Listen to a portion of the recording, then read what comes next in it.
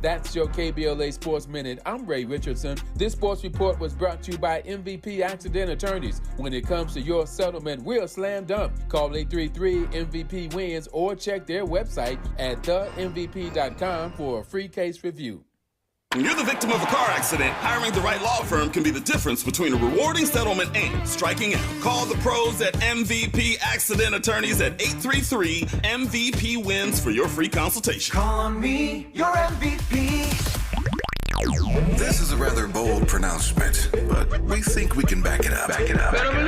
If you come across a radio frequency anywhere putting more variety and more diversity on the air than KBLA Talk 1580, we sure would like to hear about your discovery. You got to have vision. You can search, but we are confident that you won't find more shows covering more topics, hosted by a more diverse and inclusive lineup of talkers than the squad we have assembled here at KBLA Talk 1580. This is the time, brothers. This is the time. We've got something for everybody. That's right. Health and healing, history and humor, issues and events, empowerment and entertainment, all in one station. What's really going on? Free enterprise, you dig? KBLA Talk 1580. Yes. Oh yeah. We got a lot to talk about. King Kong ain't got on me. 1, 2, 3, go.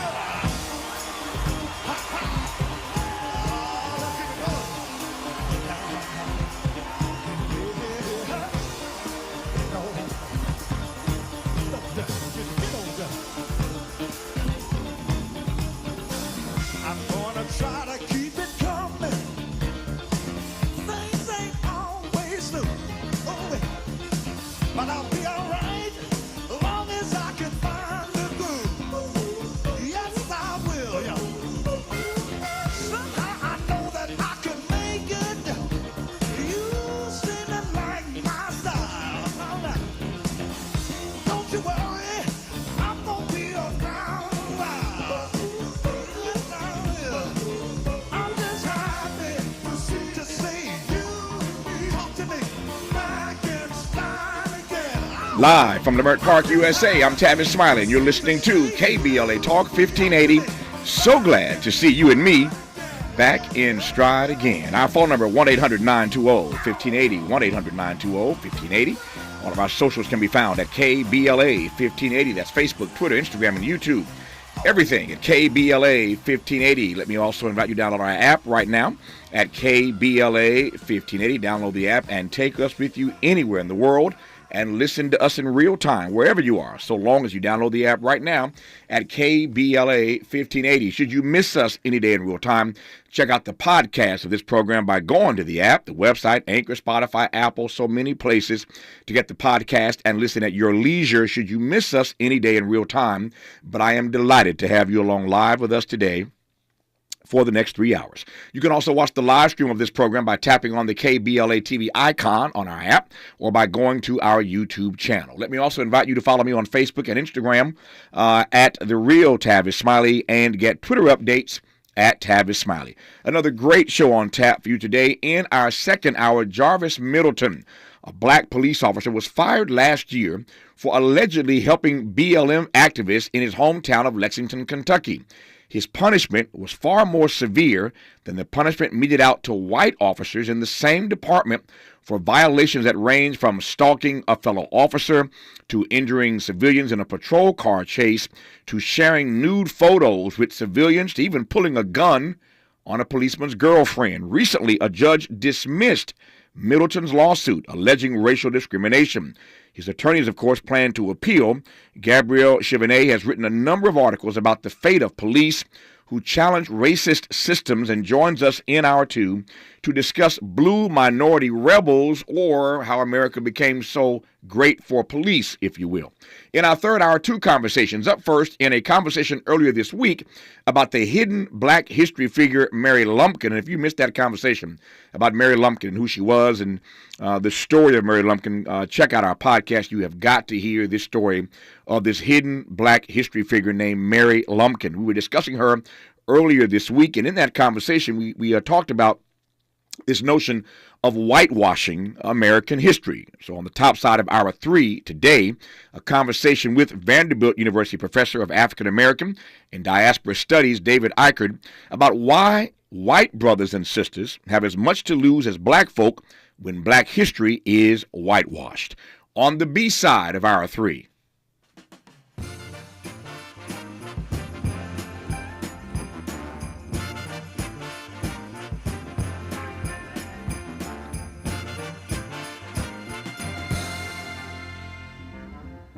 Hang all the mistletoe, I'm gonna get to know you better this Christmas. And as we trim the tree, how much fun it's gonna be together this Christmas. The fireside is blazing bright, we're caroling through the night, and this Christmas will be a very special Christmas for me. She's back. She is back. The composer of my favorite holiday song, This Christmas, by Donny Hathaway, Nadine McKenna. So it ain't officially Christmas around here until 3 things happen. 1, we put up the KBLA Talk 1580 Christmas tree. Check. We start playing on air the music of the season, including This Christmas by Donny Hathaway. Check. And Nadine McKenna drops in for a conversation about composing the most celebrated holiday song ever written by an African American. Check. Nadine McKenna joins us on the backside of hour 3. But in this first hour today, weapons of mass delusion when the Republican Party lost its mind. Gotta love the book title, right? Weapons of mass delusion when the Republican Party lost its mind. After several history-altering events of the past few months, for that matter, the past few years, are Republicans ready to reevaluate the direction of the GOP? I am pleased, delighted, and honored to be joined by the New York Times writer and New York Times bestselling author, Robert Draper. Robert, how are you, sir? I'm doing fine. Thanks so much for having me, Tavis. It's a great honor to have you on. Thank you for your time. Glad we got the hour. A whole lot in this book to unpack. Let me start by asking this question. I've done this a number of times, obviously, over the course of my many years in broadcast, but I've never had a chance to ask this particular question.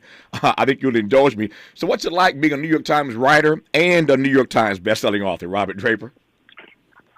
It's pretty nice. I won't lie.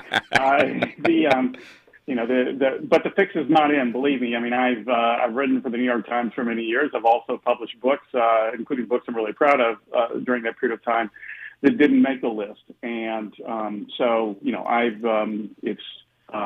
it's an honor above all to write a book that is important, that people seem to recognize the importance of. And I do think that this book came out at a fortuitous time when the nation is properly focused on the frailty of our democratic institutions and whether one of our 2 major political parties is on board with protecting those institutions. Yep, we talk often around here. Indeed, we talked yesterday a bit about the fragility of our democracy, and I suspect we'll get into some more of that conversation with you today. And I didn't mean to suggest by the question that fix is in, that the fix was in. I just thought it was cute to be a New York Times reporter and also to be a New York Times best-selling author. It's a good thing, and I ain't mad at you. Everybody can't do it.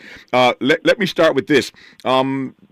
One of the things that's clear to me in the reading of your text is, and you're pretty transparent about this, and we'll talk about why this is, but just for starters, you make it clear that you have never seen it this ugly. In all the years you've been covering this stuff, you've never seen it this ugly.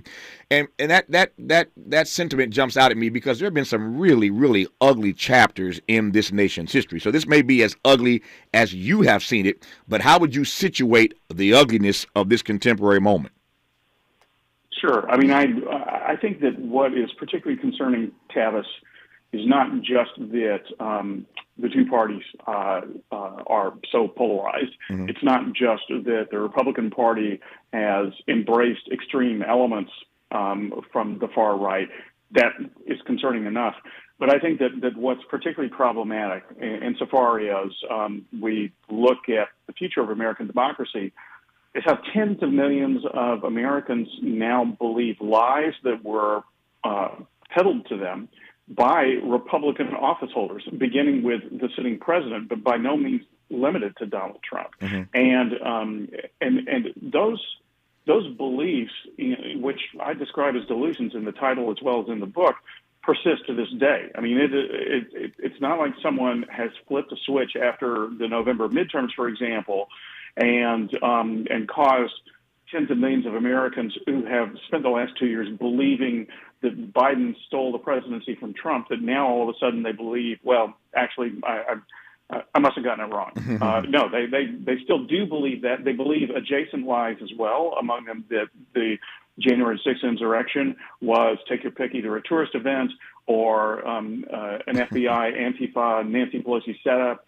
As well, the lie that COVID vaccines are, take your pick, either ineffectual or murderous, or perhaps even some Chinese mind control plot. And you know, I'd make light of this if it were a laughing matter, but it's not. I mean, there are people who believe these things, and they believe them because they inhabit an ecosystem where this is all they hear, not just from their information sources, but also from their elected office holders, from their political influencers, and for that matter, from their pastors.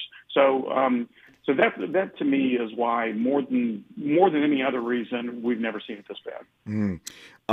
In this book, you also make it clear that this is a new breed of Republicans. You were talking about the followers. We'll talk about the followers in this hour, I promise you. But I want to talk for a moment here about the leaders. I'll let you run the list. The names are all in the book, and you don't hold back in describing and identifying specifically who you're talking about. I hate books that describe people but won't identify them. You've done both. You've called them out by name. And I guess the question to start us down this path is, to your mind, what spawned this new breed of Republicans? And again, you can call them by name if you wish. Sure. Well, I mean, let's focus on one character of great interest in my book, Marjorie Taylor Greene. You used the word, leaders, and probably, Tavis, she has become a leader of the Republican Party. No one, including myself, thought that would have been the case when she ran, this rich suburban conservative from the suburbs of metropolitan Atlanta for Congress in 2020. She was somebody, Greene was, who was a QAnon conspiracy adherent. And so when, through a succession of improbabilities, she managed to pull off a victory, the wide thinking amongst, Washingtonians was that she would be kind of pushed to the margins, the sort of Star Wars bar of American politics, if you will. That didn't happen. She became one of the biggest fundraisers on Capitol Hill. She has, because she is viewed by the MAGA base of the Republican Party as the proxy to Donald Trump inside Capitol Hill. She commands enormous influence and leadership, and now that has been manifested in Kevin McCarthy, who is likely to be the Speaker of the House, though it's by no means certain, that in him awarding her plum committee assignments, having her sit in on policy meetings. So that's who Greene is, and the position of influence that she wields.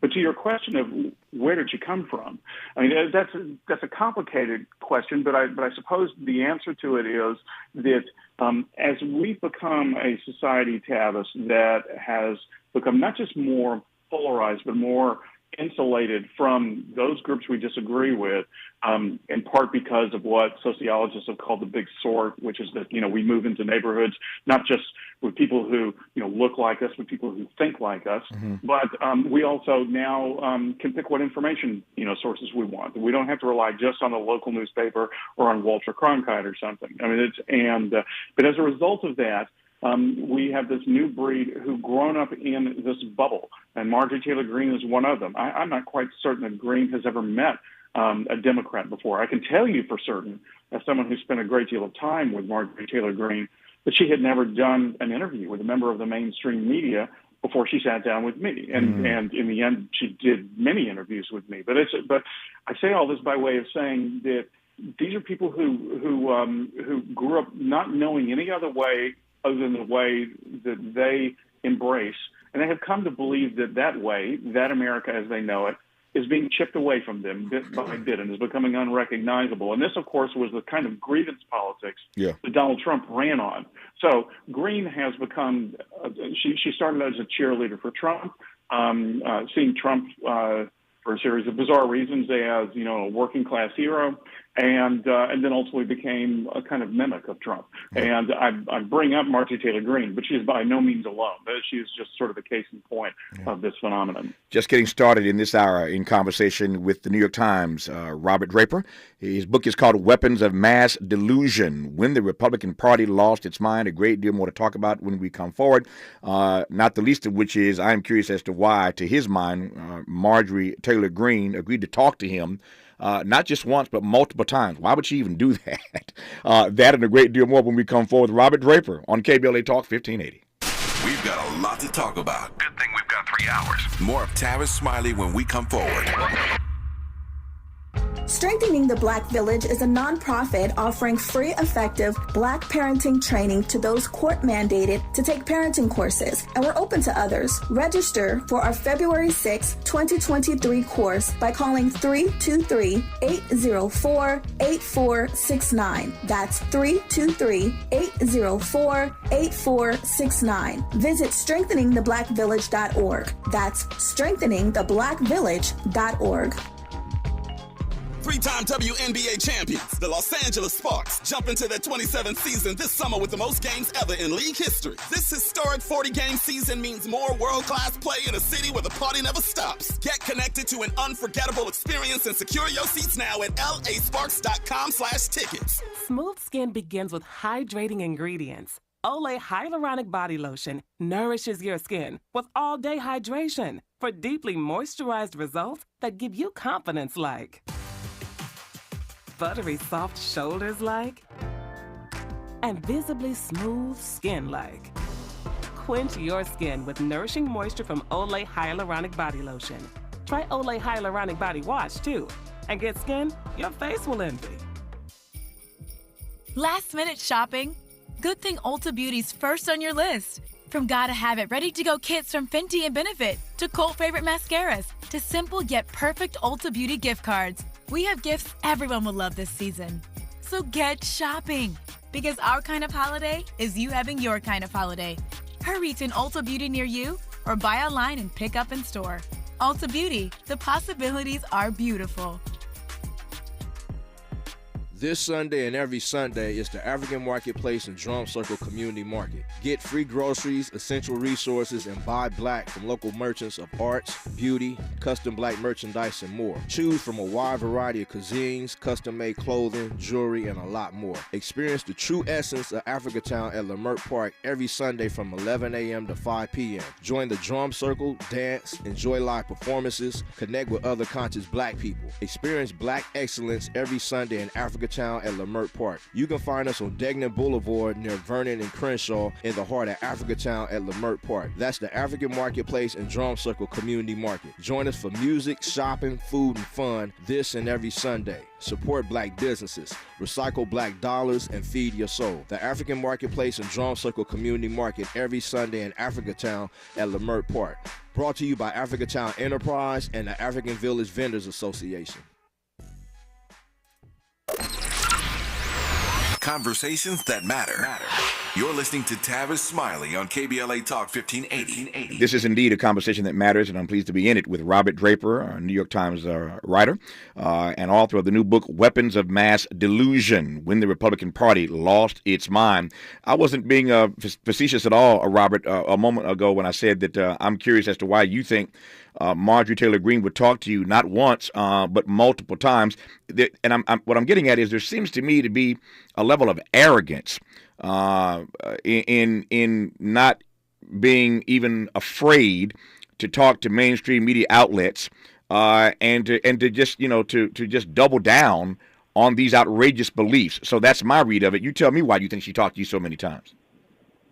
Sure. Well, before I answer it, Tavis, I will say that it is true that there's a powerful disincentive to talk to mainstream media outlets, not only because they've been roundly demonized by not only Marjorie Taylor Greene, but her MAGA supporters, but also because why go to them when you can go to these friendly stenographers on the right in the form of Breitbart or Gateway Pundit, who will just faithfully take down whatever you say to them. Exactly. Right. But the answer to your question is it didn't happen overnight. In fact, it took a year and a full year, during which time I showed up at Green's public events. I began showing up at her district.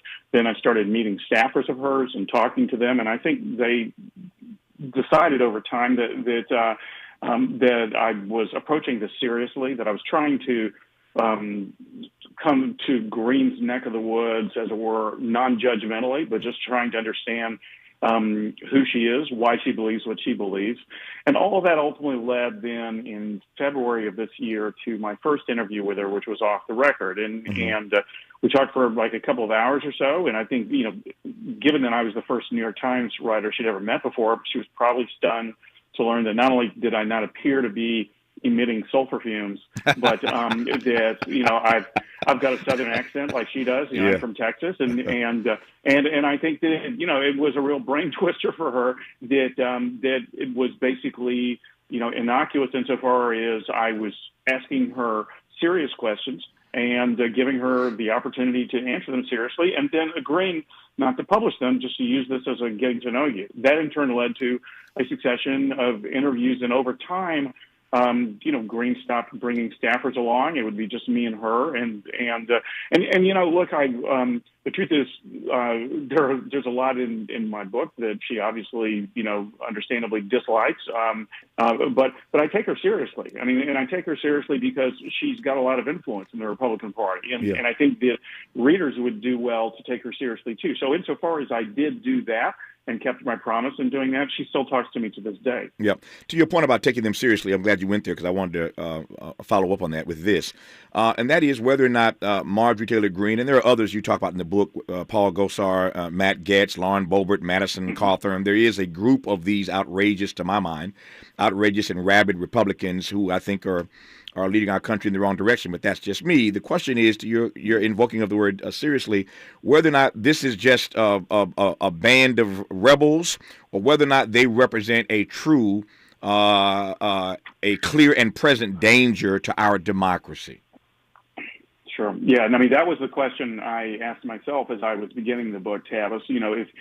Is Greene just a marginal character who represents, a largely rural, non-college educated, white, working class congressional district, one of 435?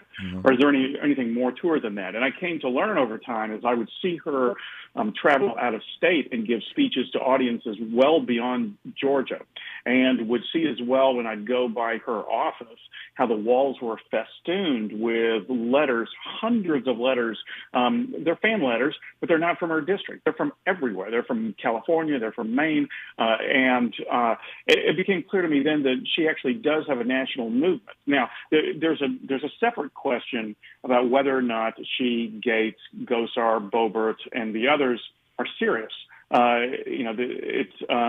are they just performance artists? That's I think the question that's been asked about Greene to me and regarding these others more than anything else, Tavis, is it all an act? Or does she really believe this stuff, this outrageous stuff? And my answer to that is that she believes enough of it, but she also recognizes the value of hyperbole, because the shriller and the more crazy you can sound, the more you benefit in the political attention economy, the more online donations you get, the more of a social media following you amass.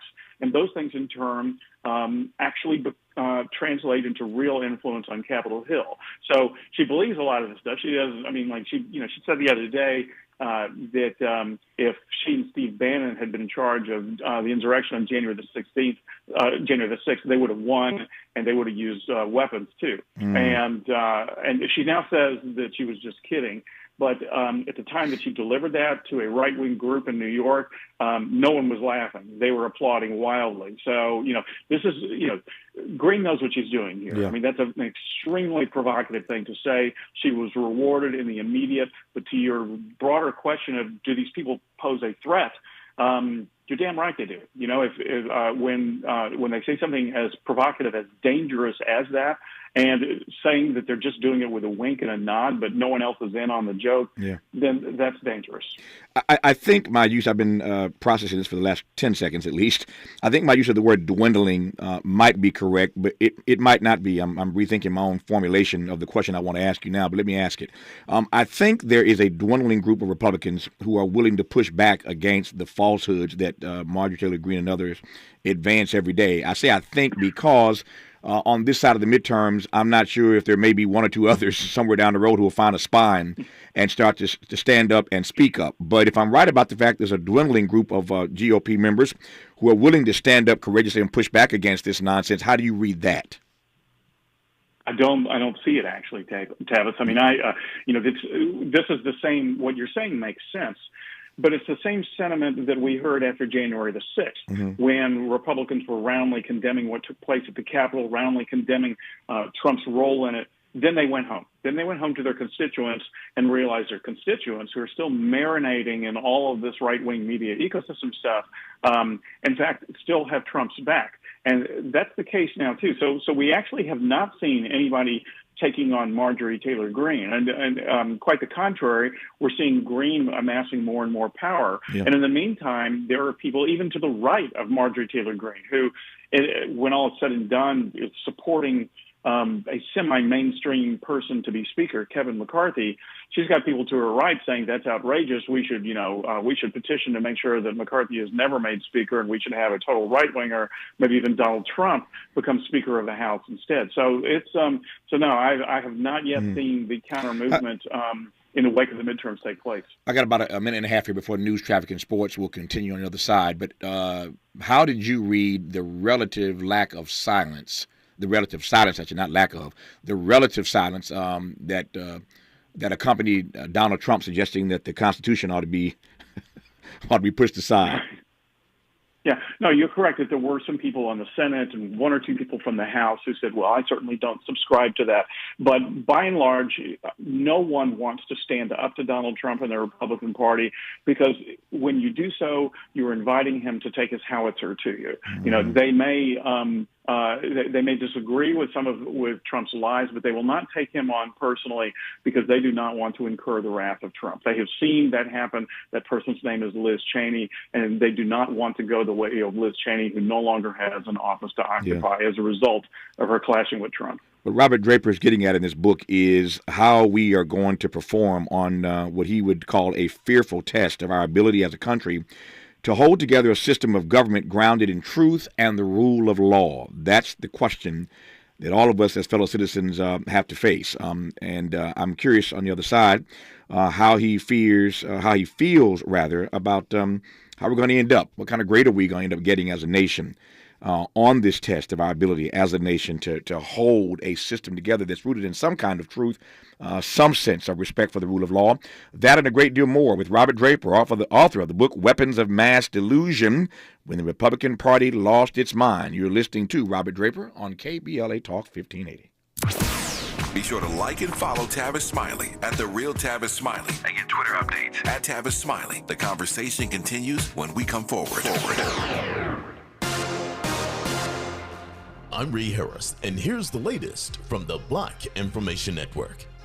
The FOMC raised our policy interest rate by a 0.5 percentage point. The Federal Reserve announced another rate hike. The central bank raised rates, which was widely expected. Fed Chair Jerome Powell said more data was needed before the Fed would change its view of inflation. And everything was falling on us. At least 3 people are dead in Louisiana due to severe storm-related events. The National Weather Service says a tornado moved through New Orleans Wednesday afternoon, causing damage in several communities. We just prayed. The storm was part of a large system that's sweeping across the United States. And that's the latest. I'm Ray Harris on your 24/7 news source, the Black Information Network at BINnews.com. Commerce, we're seeing troubles on that 710. It's a problem in Torrance, and looks like Sherman Oaks, the 101 east as you get to Van Nuys Boulevard. Stalled vehicles stuck in the left lane. That is busy your drive as far back as Tampa as you head through Tarzana. Torrance, troubles on that 405 north approaching Crenshaw. This is in the construction area. Trying to clear a crash here, and that busy drive coming away from Avalon as far back as the Carson area. Commerce at 710 north as you get up to the 5 freeway. Crash cleared onto the right shoulder, 710 north to the 5 transition. That has slowed the drive there from at least the 105 freeway. And Toluca Lake, your 134 west, approaching Cahuenga Boulevard. Crash from earlier onto the right side, leaving Burbank right around Tass Avenue. You're on and off the brakes.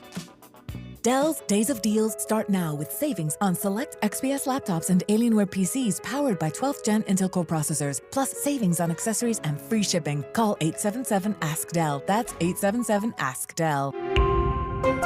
Is this the time? This is the KBLA Sports Minute with Ray Richardson.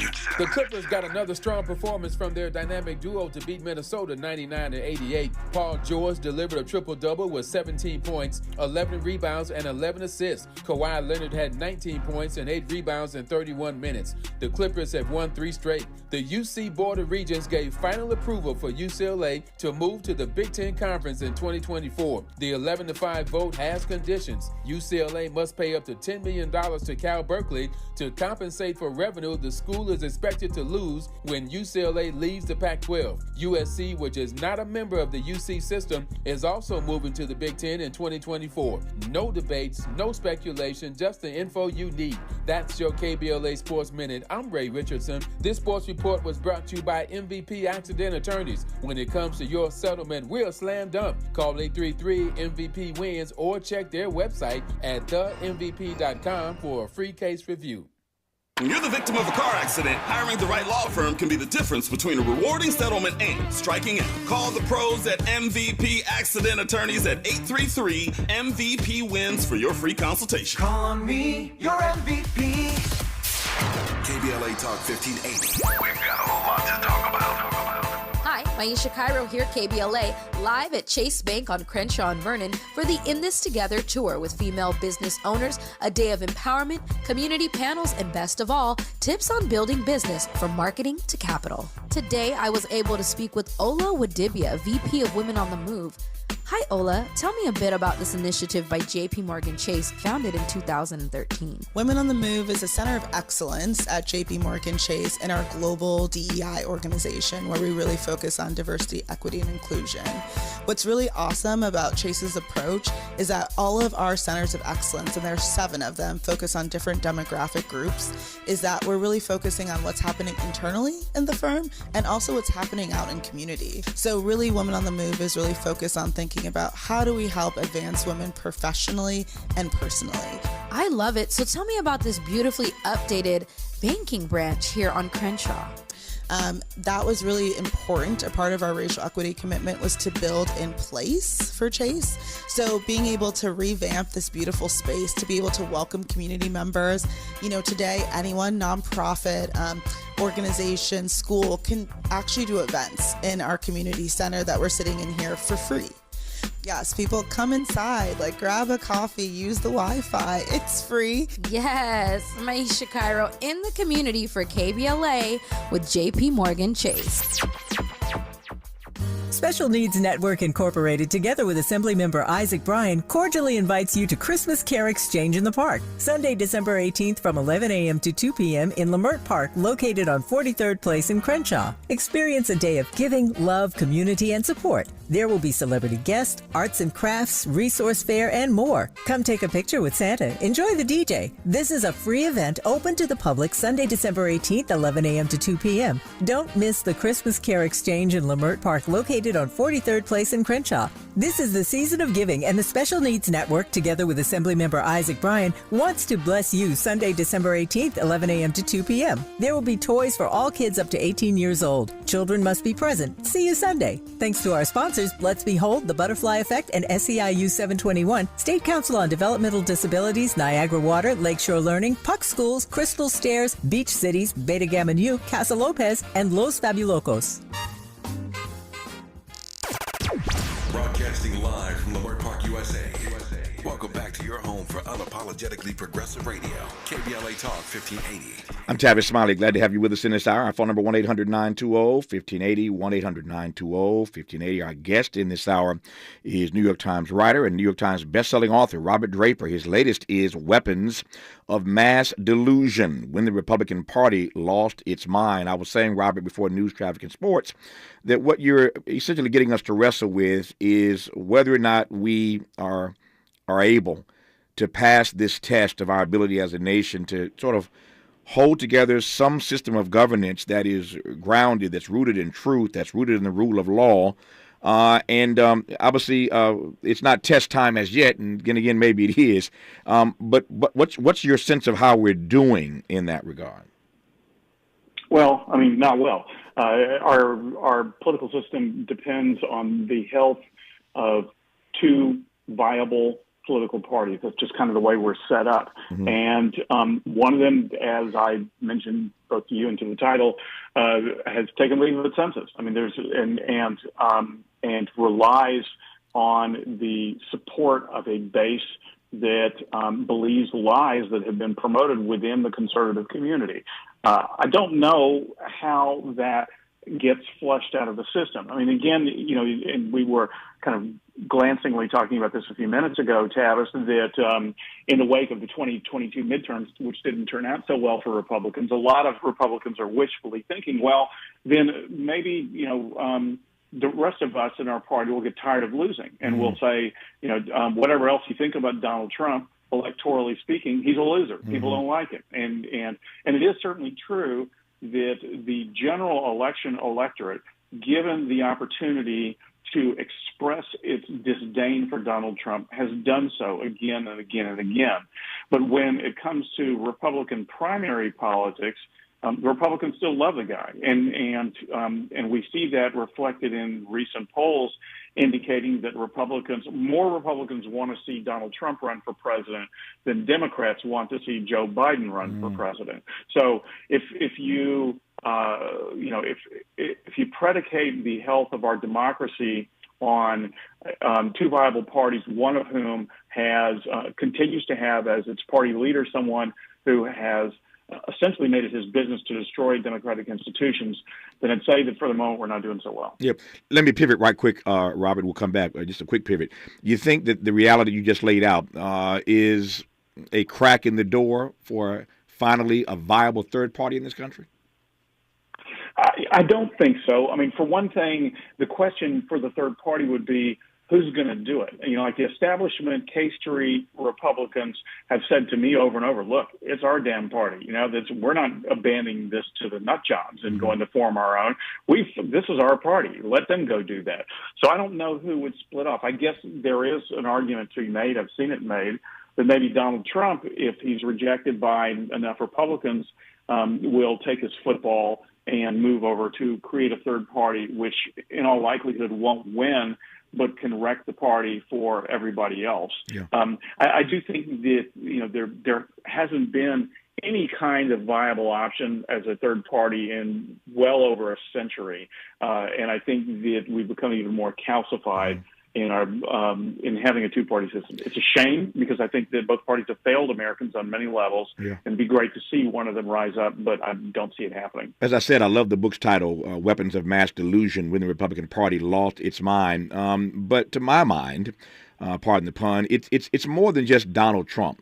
So the question, and I know we can spend hours just on this one question, but in a nutshell, what happened to the Republican Party? Because, again, it ain't just Donald Trump. What happened to the party? That's right. How did they lose their mind? Yeah, no, it's a great point, Tavis, because you often hear people say, well, Donald Trump hijacked the Republican Party. I've always detested that metaphor because it presupposes that the airplane that got hijacked, the Republican Party, was a perfectly functioning vessel beforehand and bore absolutely no responsibility for it being hijacked, neither of which is the case. Just to take an example, Donald Trump saying that the election was stolen plays to a sentiment that I've been hearing for decades and decades and decades, which is that even mainstream Republicans will say as an article of faith, the Democrats cheat to win. And we know what they're saying when they say this, because they're always referring to inner cities and the cheating that takes place there. And essentially what they're saying is that that black Americans, that their votes can be bought and have been bought. And they say this without any evidence at all. But it has become an article of faith. Again, I talk to establishment Republicans all the time who say, well, Donald Trump, crazy stuff he was saying, but it is true that Democrats cheat. So Trump was buying into pre-existing notions that Republicans have had for some time. You're exactly right that he did not invent a lot of what we now see as Trumpism. He only exacerbated it, only stirred the pot that much more. But it was there before. The pot was there before he arrived. There are two or three things you said earlier, Robert, that I just didn't get a chance to follow up on, but I want to before I get too far afield. You've mentioned Kevin McCarthy's name by my count at least 3 times in this conversation, and I am where you are, and for that matter, I think most people are where you are. It is not at the moment a foregone conclusion that he's going to be elected Speaker. Handicap for me either way what it means for these persons who've lost their mind that you talk about in the text, this band of rebels. What does it mean for them if McCarthy does in fact become Speaker or does not in fact become Speaker? If he does become Speaker, he will be so beholden to this band of rebels, as you're putting it, that he's going to have to ask their permission before he uses the restroom. I think. I mean, he's operating on so small a margin of victory anyway. I mean, it'll be like a 4-seat majority or something like that. That he's going to have to placate every single one of those extreme elements in the party just to get anything done, including to stay on as Speaker. Now, if he does not succeed as Speaker, it begs the question, who will? I mean, he already has outsmarted the far right because they don't have a viable candidate to offer in place of McCarthy. All they can do really is burn the house down. By the way this will work is on January the 3rd, 2023. There'll be a vote for Speaker. Somebody's got to get 218 votes. If Kevin McCarthy doesn't get that, then both parties go into deliberation, they come back, they vote again, and this can go on endlessly, and there'll be a lot of horse trading going on, and it may well be that McCarthy will be the guy left standing, but he'll have to cut so many deals that he will essentially have neutered his speakership before it's even begun. Yep. You mentioned pastors earlier in this conversation, and where some of these folk on the right are getting this narrative from. I don't need to color this question much more than this. This is a smart audience, and we've been talking about this kind of stuff. But what do you make of the fact that these white evangelicals have just kind of held their nose? I mean, if anybody's lost their mind, they've lost their mind, to my mind, as much as Marjorie Taylor Greene has, justifying every single thing about Donald Trump that runs contrary to the things they preach every Sunday morning. Yeah, it's a remarkable phenomenon, and I attribute it less to delusional thinking than to stone cold cynicism.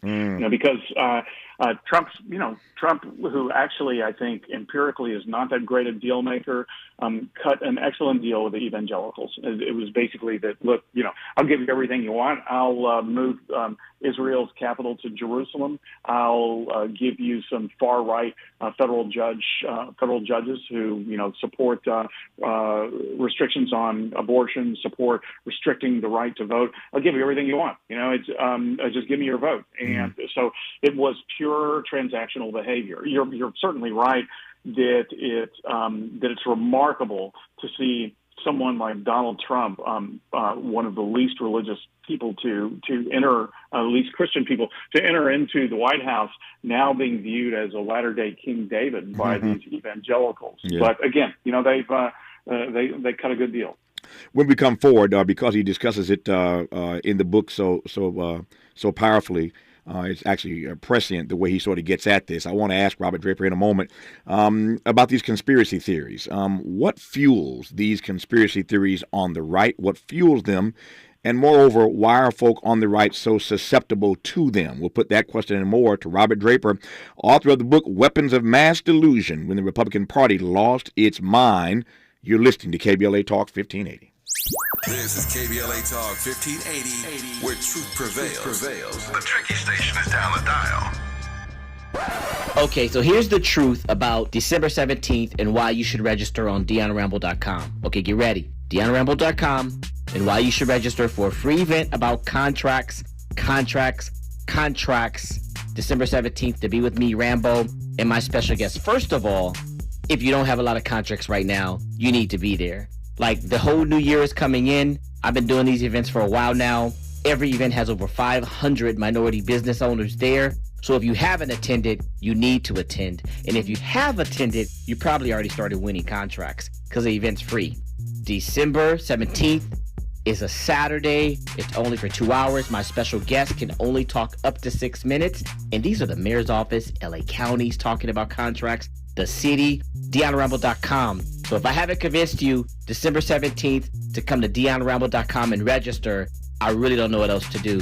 It's all about contracts. DeannaRamble.com, DeannaRamble.com. Central Neighborhood Health Foundation is a full-service network of federally qualified health care centers that serves local communities throughout Los Angeles, Riverside, and San Bernardino counties. CNHF clinics provide low-cost to no-cost, compassionate, comprehensive, quality health care, which includes primary care services for chronic disease and diabetes management, pediatric and women's services, preventive care, vision and dental screenings, COVID-19 testing and vaccines, flu vaccines, behavioral health, HIV, and substance use services. Virtual telehealth visits are available from the comfort of your home with highly qualified physicians and medical professionals. CNHF also provides peer support specialist training and help with housing navigation. Central Neighborhood Health Foundation. Your wellness is our priority. Comprehensive care built on trust and respect. For more information, visit cnhfclinics.org or call 213-536-5815 today to locate a clinic near you.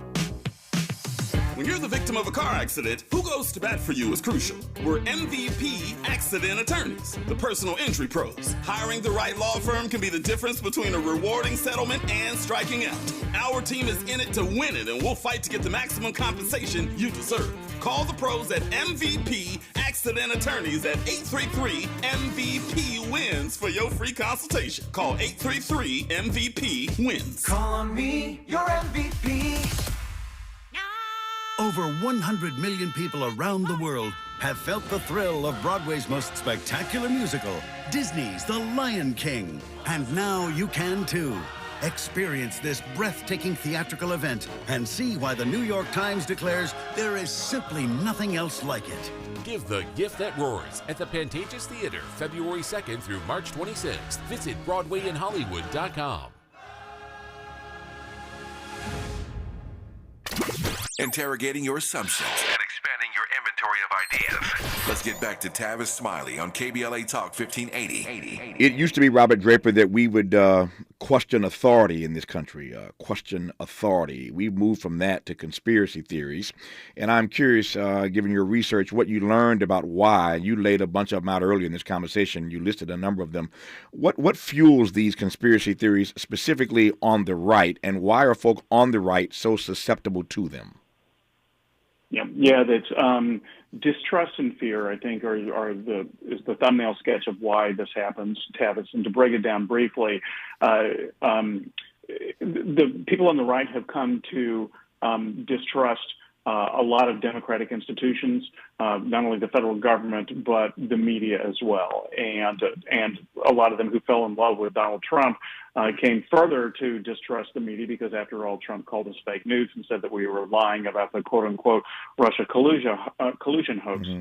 That, in turn, gave them the avenue to pursue alternative information sources, which led them down these rabbit holes where they found, among other things, the QAnon conspiracy theory. And what was appealing about this theory? Because it answered a basic fear and belief that they already embraced, which was that the other side was incorrigibly evil. It wasn't just that Democrats or liberals or whatever are wrong-headed or even immoral. It's that they are bent on destroying America. It's that they are essentially children of Lucifer. And it's that kind of existentialist language. It's viewing the political landscape in this sort of the kind of stakes that one would find in a holy war that you see giving rise to these conspiracy theories. And even Marjorie Taylor Greene, who now disavows QAnon, still basically believes that Democrats are evil, still believes, for example, that Nancy Pelosi is godless, even though Nancy Pelosi is a devout Catholic. I asked Greene, how can you believe that? And she said, well, because she supports no restrictions on abortion, which is untrue, but regardless, to therefore say that means that she has to be godless, it plays into these conspiracy theories, even when the conspiracy theories themselves go away. They have an underpinning that people buy into because they basically believe that the other side is evil. Speaking of the other side, I warned you, Robert Draper, not that you can't handle it, but I'm about to throw you a curveball, so get ready. Here comes a curveball. Speaking of the other side, I'm wondering whether or not there is anything to your mind, and even your research for this book, Weapons of Mass Delusion, When the Republican Party Lost Its Mind, is there anything that the Democratic Party has done or not done to ferment, to seed this particular situation? Well, I think that they haven't taken the problem seriously up until the insurrection, at least, because they also just viewed, when Hillary Clinton called Trump supporters a basket full of deplorables. Essentially, she was dismissing them. And you can disagree vehemently with individuals, but to not try to understand where they're coming from and to just assume that they will simply go away is, I think, ill-advised. And I'm not saying necessarily that you become a doormat to these individuals, but it's important to understand them. And even if you can't communicate them, to learn, where they're coming from, so that you can be braced for the recognition that there will be tens of millions of people who simply don't believe in the truth as you know it to be. And it's for that reason that, after all, thousands upon thousands of people came to the United States Capitol on January the 6th. They really believed that we were, that this was a call to arms by the president, that the Republic was shuddering, that the election had been stolen, and that something had to be done about it on that day. Most Americans weren't aware that this sort of thing was going to transpire because they frankly just believed that Trump was a crazy guy who was trying to con everybody into believing that he won the election when he lost and that people would eventually get over it. They haven't gotten over it because they subscribe to, as Kellyanne Conway once put it, alternative facts. And it's important for us to recognize the implications of that for our democracy. I think the exit question when we come forward with Robert Draper is simply this. He argues in the book, as the subtitle suggests, that the Republican Party has lost its mind. Just because you go off the range doesn't mean you can't come back. Doesn't mean that we can't find some medication or something to help you get your mind right. And that's what I want to ask Robert Draper in our remaining moments, whether or not he senses if there's any reason to believe that they can or will in the coming months and years get their mind right. Robert Draper is our guest on KBLA Talk 1580. The station you turn to when you've had it up to gear with cultural incompetence. KBLA Talk 1580.